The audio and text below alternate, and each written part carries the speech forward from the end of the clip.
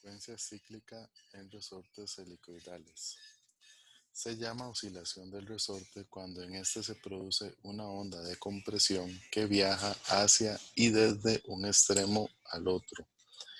Algunos fabricantes han detectado que estas oscilaciones se producen de forma violenta y esto ocasiona que el resorte en realidad salte fuera del contacto con las placas extremos.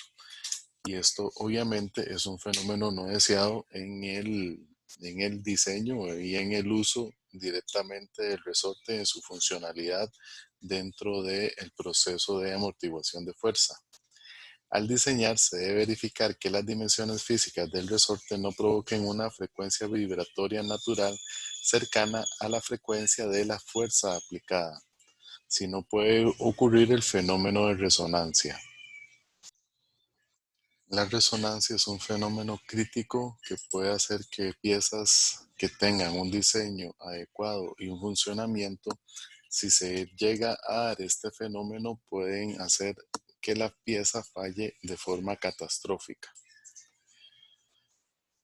Cuando uno de los extremos del resorte se desplaza rápidamente, se genera una onda llamada onda de alberca que viaja a través del resorte.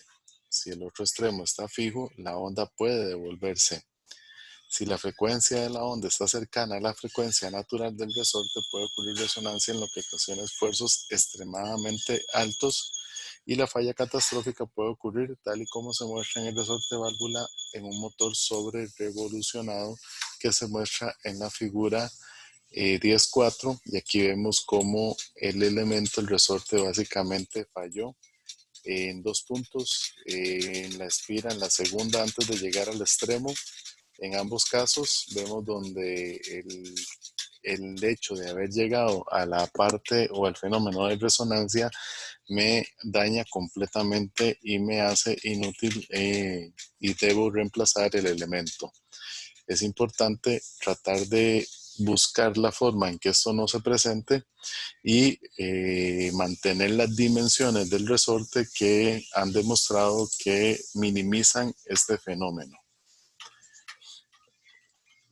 Para poder entonces buscar una forma de evitar que se presente la resonancia, vamos a recurrir a la ecuación que describe el comportamiento de la onda. Esto es la ecuación 1024, donde la energía, en función de la posición del resorte, podemos nosotros, sustituyéndola por el teorema castigliano, enmarcarla en una resistencia en función de la energía y del tiempo en la que el resorte, digamos, está operando dentro de una función cíclica. Cuando K básicamente va a ser la razón del resorte, G va a ser la aceleración debido a la gravedad, L la longitud del resorte entre placas, W el peso del resorte, X va a ser la coordenada medida a lo largo de la longitud del resorte y U el movimiento de cualquier partícula a una distancia X.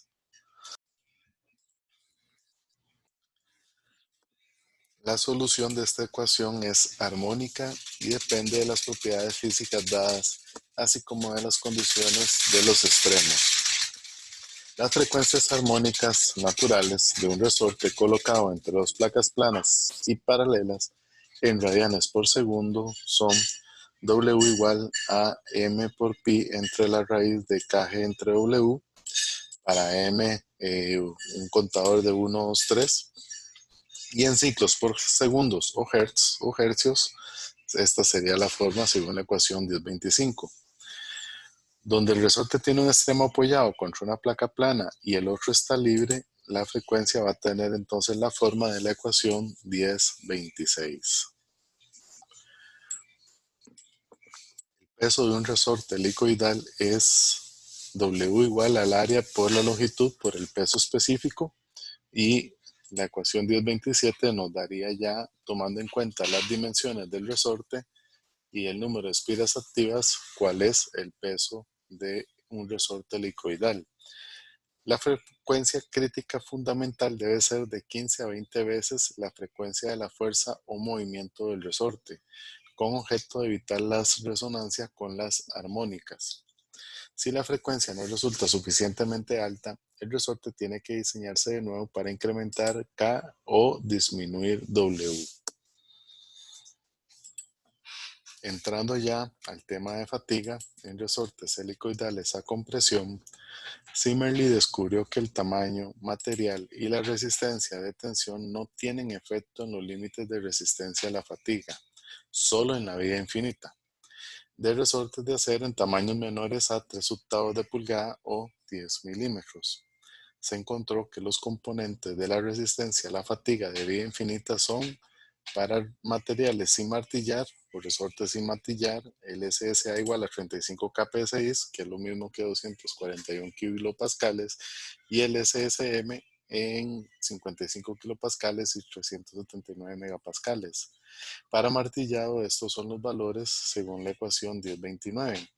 Estos valores de constante se usan con el criterio de falla de Gerber o Goodman para encontrar el límite de resistencia a la fatiga.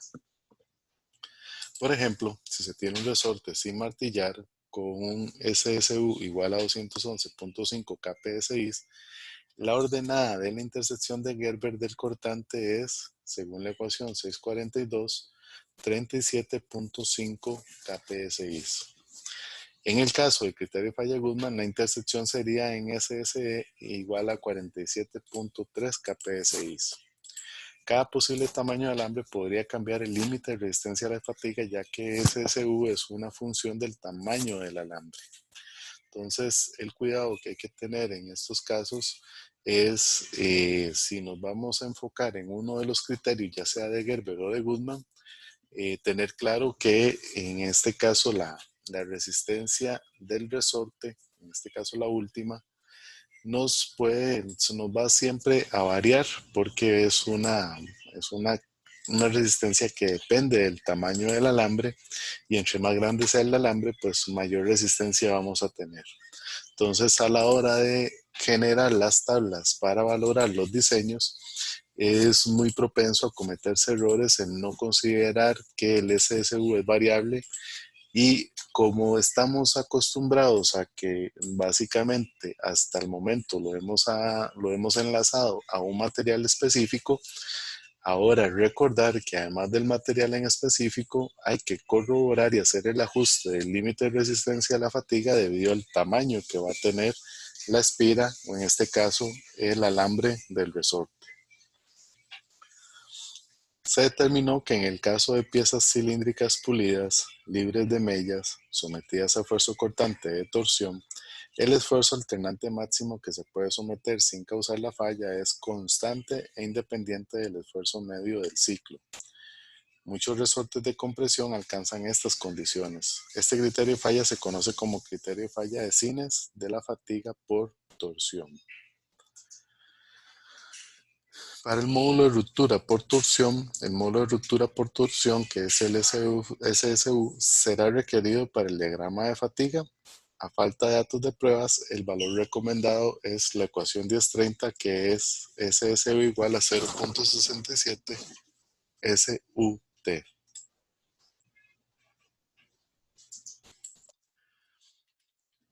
Los esfuerzos para cargas de fatiga, desde el enfoque normal que hemos estudiado en el capítulo 6, se determinan las fuerzas alternantes y medias como se muestran en la ecuación 1031A y B, que son las mismas formas en que se determinaron en el capítulo 6. Los esfuerzos alternantes y medios vamos a tener el cortante alternante, que va a ser el KB, el factor de Weierstrass, por 8 FAD entre pi de cubo. Recuerden que esto es una aproximación, pero es una aproximación bastante válida. Al igual que el esfuerzo medio, sustituimos nada más por la fuerza media correspondiente. Para aplicar la parte de fatiga, se va a estudiar el ejemplo que viene a continuación, el ejemplo 10.4, que dice así: un resorte helicoidal de compresión fabricado, hecho de alambre de piano, tiene un tamaño de alambre de 0.092 pulgadas, un diámetro exterior de la espira de 9,16 pulgadas y una longitud libre de 4 3/8 de pulgada, 21 espiras activas y ambos extremos a escuadra y esmerilados. El resorte está sin martillar. Debe ensamblarse con una precarga de 5 libras-fuerza y operará sometido a una carga máxima de 35 libras-fuerzas cuando se lo utilice. A. Estimar el factor de seguridad que protege contra la falla por fatiga mediante un lugar geométrico de fatiga por torsión de Gerber y datos de Zimmerli. B.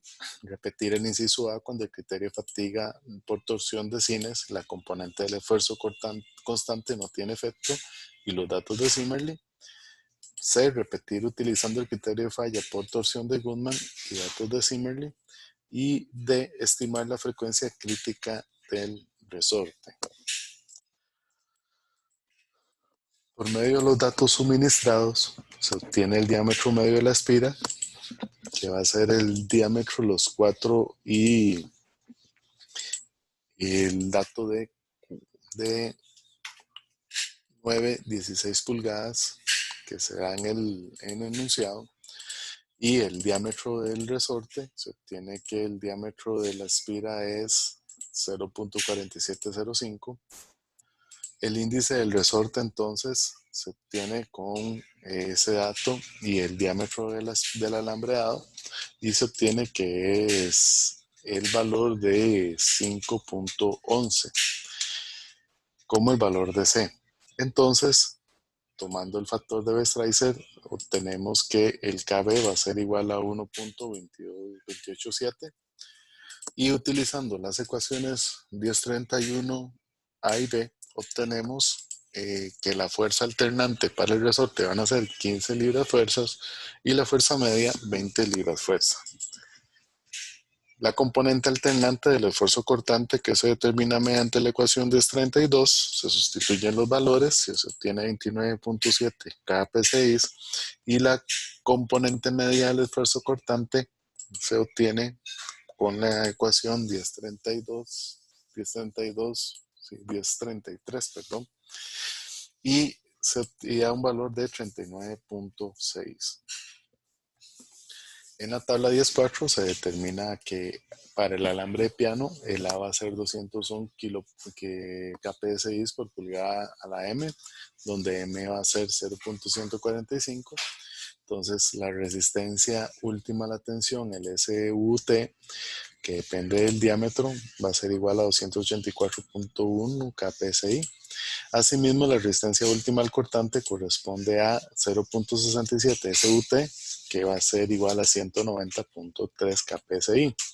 Entonces se hace la pendiente de la recta de carga, que va a ser el esfuerzo alternante entre el esfuerzo medio, que es 0.75, y así se obtiene la intersección constructiva de la ordenada de Gerber para datos de Zimmerli y de la ecuación 1028, que sería el SSE va a ser igual a 38.2 kpsi.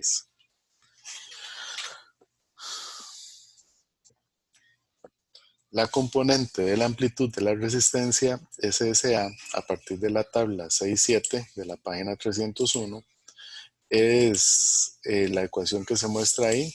Si nosotros sustituimos esa ecuación, obtenemos que el SSA es 35.8 y por tanto el factor de seguridad de la fatiga va a estar determinado por el SSA entre el tau A, que me va a dar 1.21.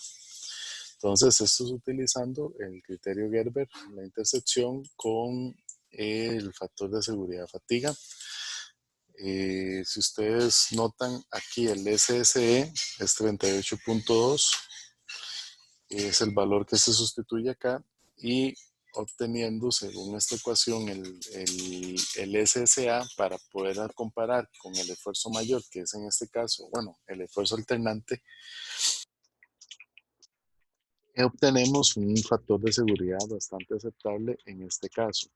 Si el criterio falla de Sines, que desprecia SSM de manera que para datos de Zimmerli con SSA igual a 35 kpsi, entonces obtenemos un factor de seguridad ligeramente menor de 1.18.